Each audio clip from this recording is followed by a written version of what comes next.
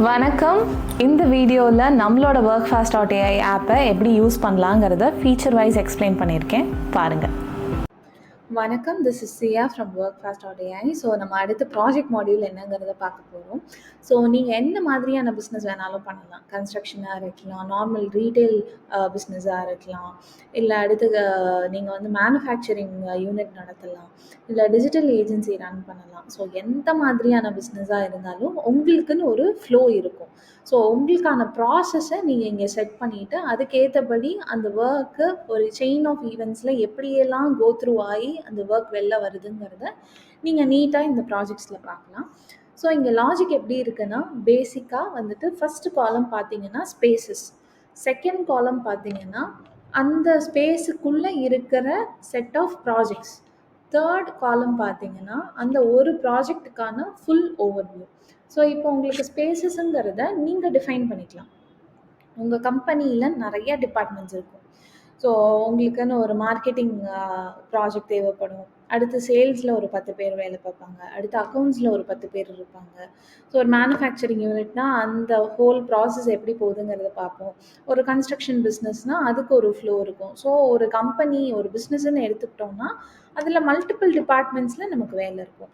So அந்த ஒரு ஸ்பேஸ்க்குள்ளே என்னென்ன மாதிரியான டிபார்ட்மெண்ட்ஸுன்னு நீங்கள் வந்து இங்கே ஃபிக்ஸ் பண்ணிக்கலாம். அதை நீங்கள் ப்ராஜெக்ட்ஸாக வந்து ரன் பண்ணிக்கலாம்.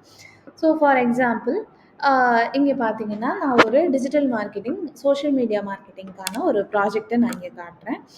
ஸோ இப்போ அதை பார்த்தோன்னா க்ரோ மெடிக்கோங்கிறது அந்த கம்பெனியோட நேமு. நான் இங்கே வந்துட்டு ஃபஸ்ட்டு ஒரு ஸ்பேஸ் க்ரியேட் பண்ணி வச்சுருக்கேன். ஸோ ஸ்பேஸ் க்ரியேட் பண்ணுறது ஒன்றும் இல்லை, இங்கே ஆட் ஐகான் கிளிக் பண்ணிங்கன்னா உங்களுக்கான ஸ்பேஸு இங்கே க்ரியேட் ஆகிடும். இப்போ நான் எடிட் பண்ணி காட்டுறேன். ஸோ உங்கள் கம்பெனிக்கான ஸ்பேஸோட டைட்டிலை நீங்கள் கொடுத்துக்கலாம், ஸ்பேஸ்க்கான ஐகான்ஸ் கொடுத்துக்கலாம், ஸ்பேஸ் கலர் இருந்தால் நீங்கள் கஸ்டமைஸ் பண்ணிக்கலாம், அண்ட் ஸ்டேட்டஸ் ஏதாவது நீங்கள் கொடுக்கணும் அப்படின்னா கொடுத்துக்கலாம். அதே மாதிரி ஸ்பேஸோட விசிபிலிட்டி, இந்த ஹோல் ஸ்பேஸில் இருக்கிற ப்ராஜெக்ட்ஸ்லாம் வந்துட்டு யார் பார்க்க போகிறாங்க அதுக்கான விசிபிலிட்டியை நீங்கள் சூஸ் பண்ணலாம்.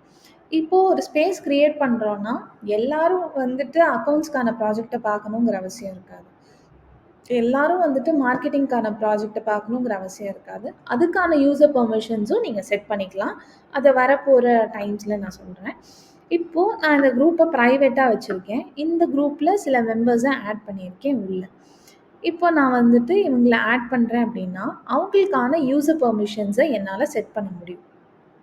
ஸோ இவங்க இந்த பர்டிகுலர் ஸ்பேஸை பார்த்தா போதும், இல்லை இவங்க வெறும் கமெண்ட் மட்டும் பண்ணால் போதும், இல்லை இவங்க எல்லா எடிட்டும் பண்ணலாம், அப்படி இல்லைன்னா இவங்க வந்து டெலீட் கூட பண்ணலாங்கிற மாதிரியான பெர்மிஷன்ஸை என்னால் இங்கே செட் பண்ண முடியும்.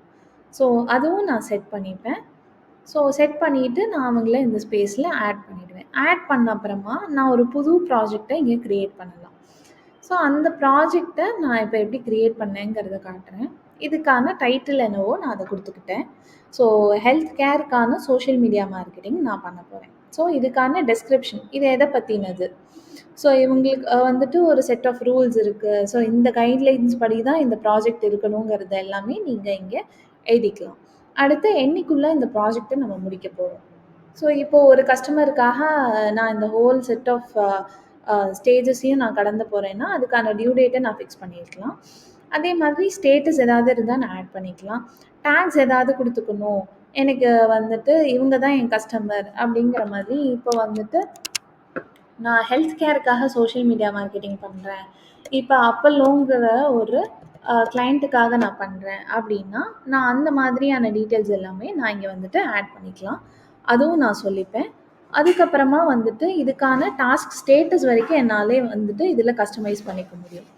அதை தவிர இப்போ வந்துட்டு என்னால் இதுக்கான ஒர்க் ஃப்ளோ ஸ்டேஜஸும் சொல்ல முடியும். சேயிங் தட் இப்போது நான் ஒரு டிஜிட்டல் மார்க்கெட்டிங், ஒரு சோஷியல் மீடியா மார்க்கெட்டிங் பண்ணுறேன் அப்படின்னா ஃபஸ்ட்டு நான் உள்ள கிளைண்ட்டை ஆன்போர்ட் பண்ணுவேன், அதுக்கப்புறம் நான் ஸ்ட்ராட்டஜி டெவலப் பண்ணலாம், அதுக்கப்புறமா நான் கண்டென்ட் க்ரியேட் பண்ணுவேன், அப்புறம் அப்ரூவல் ஸ்டேஜ் இருக்கும். ஸோ இந்த மாதிரியான மல்டிபிள் ஸ்டேஜஸ் எல்லாமே நீங்கள் வந்து இங்கே ஃபிக்ஸ் பண்ணிக்க முடியும். உங்களுக்கு என்ன ஸ்டேஜ் வேணுமோ அதை எல்லாமே நீங்கள் இங்கே டைப் பண்ணிக்கலாம். டைப் பண்ணிவிட்டு ஆர்டர் மாற்றி கூட நீங்கள் வந்து இங்கே வச்சுக்கலாம். ஸோ இந்த ஸ்டேஜஸ்க்குள்ளே நமக்கு பர்டிகுலர் டாஸ்க்கை வந்து நம்ம உள்ளே வச்சுருப்போம். ஸோ அந்த டாஸ்க்குக்கான ஸ்டேட்டஸ் வரைக்கும் இப்போ லீடு உள்ளே வராங்கன்னா அவங்களுக்கு நான் இந்த ரெக்குயர்மெண்ட்ஸ் கலெக்ட் பண்ணிட்டேன், அவங்களுக்கான ரிசர்ச்சை நான் பண்ணி முடிச்சுட்டேன். ஸோ இந்த மாதிரியான ஸ்பெசிஃபிக் ஸ்டேட்டஸை கூட நீங்கள் இங்கே கஸ்டமைஸ் பண்ணிக்கலாம். ஒன்ஸ் இந்த ஒர்க் ஃப்ளோ ஸ்டேஜஸ் எல்லாமே ஃபிக்ஸ் பண்ண அப்புறமா உங்களுக்கான ஒர்க் ஃப்ளோ வந்து ரெடியாக இருக்கும் இங்கே. ஸோ இதுக்குள்ளே என்னென்ன டாஸ்கெல்லாம் இருக்கணுங்கிறத நீங்கள் இங்கே ஆட் பண்ணிக்கலாம். ஸோ மார்னிங் வந்தோடனே உங்களுக்கு ஒரு லைவ் டேஷ்போர்ட் வந்து கிடச்சிடும். மொத்தமாக எவ்வளோ வேலை இருக்குது இந்த ப்ராஜெக்டில், எவ்வளோ ஓவர் டியூ இருக்குது, எவ்வளோ ஓப்பனில் இருக்குது, எவ்வளோ ப்ராக்ரஸில் இருக்குது, அதை தவிர எது ப்ரையாரிட்டி பிரேக் டவுன் வரைக்கும் உங்களுக்கு கிளியராக தெரியும். அண்ட் ஃபனல் உங்களுக்கு ஸ்டேஜ் வைஸ் கிடச்சிடும். எவ்வளோ டாஸ்க் வந்து கண்டென்ட் க்ரியேஷனில் இருக்குது, எவ்வளோ வந்துட்டு கிளைண்ட் ஆன்போர்டிங் நம்ம இன்னும் பண்ண வேண்டியது இருக்குது, எவ்வளோ பேருக்கு நம்ம வந்து ஸ்கெட்யூல் பண்ணணும். ஸோ இந்த மாதிரியான ஃபனல் உங்களுக்கு கிடச்சிரும். உங்களுக்கு வந்து ஸ்டேஜ் வைஸும் கிடைக்கும். இன்னும் ஸ்பெசிஃபிக்காக ஸ்டேட்டஸ் வைஸ் வேணும் அப்படின்னாலும் உங்களுக்கு அதுக்கான ஃபனலும் கூட நீங்கள் வந்துட்டு இந்த குரூப்பிங் ஆப்ஷன்ஸில் நீங்கள் மாற்றிக்கலாம். எந்த வியூ வேணாலும் நம்ம செட் பண்ணிக்கலாம் இங்கே. அண்ட் அடுத்து ப்ராஜெக்ட் கான்ட்ரிபியூட்டர்ஸ். மார்னிங் வந்தோடனே யார் எந்த வேலையை முடிக்கல, எங்கே வந்துட்டு நம்ம புஷ் பண்ண வேண்டியது இருக்கும். ஸோ உங்களுக்கு லைவாக எங்கே பாட்டில் நெக் இருக்குங்கிறது கிளியராக தெரிஞ்சிடும். அண்ட் டாஸ்க், ஒவ்வொரு ஸ்டேஜ்லேயும் என்னென்ன டாஸ்க் இருக்குது, அதை நம்ம வந்து யாருக்கு கொடுத்துருக்கோம், அவங்க அதை செஞ்சு முடிச்சிட்டாங்களா இல்லையா.